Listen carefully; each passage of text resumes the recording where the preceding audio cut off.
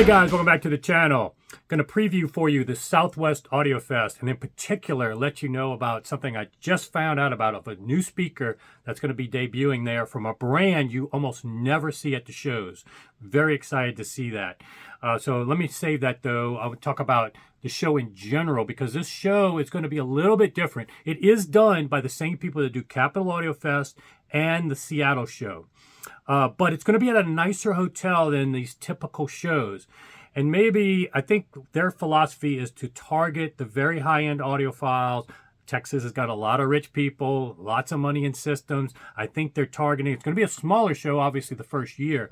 But it's going to be a good litmus test to see how it goes. And I have a lot of hopes for this show really doing well, because I'm one of the ones, it's very polarizing when, if you guys have been in the industry for a while, you'll remember Rocky Mountain Audio Fest right before it closed up. And that's a whole nother drama story. You can get in my membership section to hear about how that went down and who I don't like anymore because of that. That's good stuff, but I don't like to put that on a public channel. But in any case, back in Rocky Mountain, before it folded, they moved to the Gaylord Hotel. And that was a very polarizing move, because it's a very fancy hotel, resort, really nice, also very convenient to the hotel, to the airport, where prior they were way out at the tech center, about an $80 cab ride, but a lot of cheaper rooms. But the hotel wasn't that great, and you're limited where that was to Denver and some of the other fun stuff that you saw at the Gaylord. So there's always been this yin-yang of all this mega-dollar gear put in these cheap hotels, and there's always been a section of audiophiles that haven't been that impressed about these shows, and a lot of the vendors don't feel comfortable bringing million-dollar systems in these hotels that aren't really commensurate with that value. And so this show is going to probably fit that niche of people that want to show high-end gear in a high-end environment, in a high-end town like Dallas. It's just going to be a different flavor. You may fall on different ends of the spectrum with your budget and what you think is right for shows, but there's plenty of shows out there, and I think I'm giving these guys props for doing something a little bit different than all the other shows at cheap hotels, convenient hotels to certain budget points. This one is going to be tailored for high-end purposes. The other thing I'm really excited about, though, it's in my backyard. Dallas is not too far. Going to be driving up with Doug and JR, who are coming down tomorrow night to celebrate, plus Pete the Greek, Dave, all the guys from 3MA, Joseph, who you've seen on my channel. Almost everybody you've seen on my channel, you'll get a chance to meet them in Dallas. A lot of people are going, so that's going to be a lot of fun. Plus, it's my birthday weekend, so if you want to celebrate with us, and I've got an outfit that's going to top all my prior outfits, custom outfit. So this is going to be a lot of fun weekend.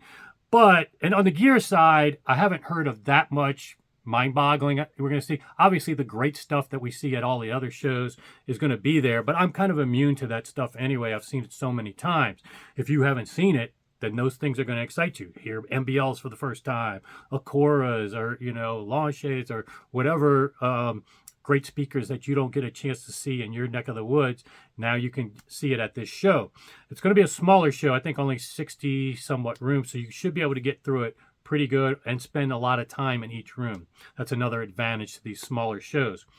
But there is one room that I learned about that it's a brand that I never see at the shows, and they're coming out, one of my favorite brands of speakers, and they're coming out with a new model. And so that's what I wanted to focus on today. And it's the Sound Lab, and they've got a new model. I'll probably put up some pictures of what I've been told so far and give you some alert so you can go check it out. If you don't know about Sound Labs, they've been around since forever. And they became really big in the 90s when Stereophile did a review and called it the best speaker in the world. But it was expensive at that time. It was a bargain in today's pricing, but it was super expensive back then. And huge panels. I mean, much bigger than Maggie's. Wide panels. It wasn't a hybrid like Martin Logan, but curved electrostatics. And one panel did all the bass and everything, so it had to be huge. And it also required a lot of power. So it was not conducive to most people's living rooms, wife acceptance factor, and a lot of other demands on your amp. But one of my friends in New Orleans had a pair, and it just sounded phenomenal. The coherency you get with a line source, all one driver doing everything. I mean, this is a point source array. I love tall speakers that can image floor to ceiling much better. And Danny does a great job of making these sound coherent, but it's hard to beat one driver doing everything. Now, there are trade-offs to that Sound Labs had. You know, you have to have excursion limits sometimes with these drivers that are, especially the electrostatics, then the efficiency and whatnot. These are going to be around 8 ohms and 87 dB sensitivity. So not that bad. And they're about 18 inches, so much thinner, not much thicker than this, and thinner than Maggie's, at least from what I can tell. And so there's a lot of promise with this speaker and a pedigree with Sound Labs that I think this is going to be one. Usually when I see stuff at the show that blows me away, whether it's the Hyphen or IO Designs, it's organically, I just find out about it at the show. This one I got tipped off to ahead of time by Mike Sweck of Unique Home Audio in Florida.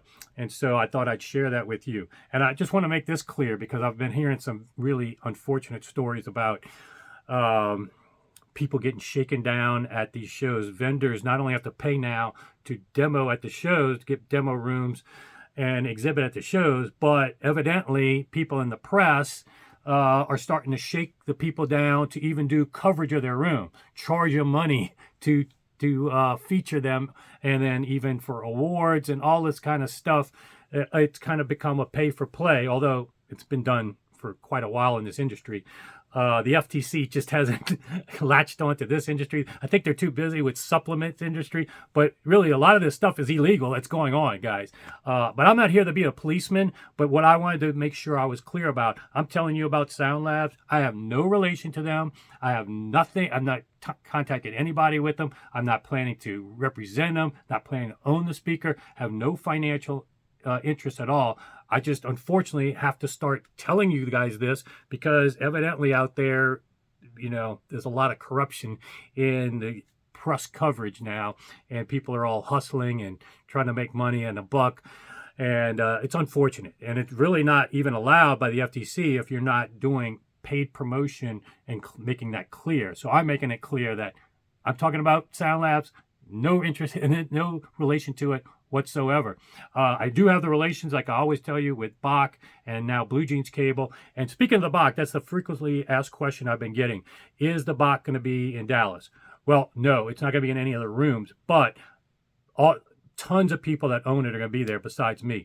Dave, Doug, Pete the Greek, and some people you haven't even met yet. A guy that lives in Dallas, John Harlow, is going to be there. He's got an audio and may be able to let you come to his house and demo. So there's a lot of fun stuff I'm going to be doing there. Also, I'm going to try to visit Rhapsody Audio, which has the Magico M9s in their showroom, and I featured them in the past. So, plus, it's my birthday weekend. We're going to have a lot of fun. So definitely make sure if you're going, you hit me up and let me know if you want to come join us. And if you can't make it, just stay tuned here. You know, the next best thing to being there is watching my coverage. So we'll see you soon.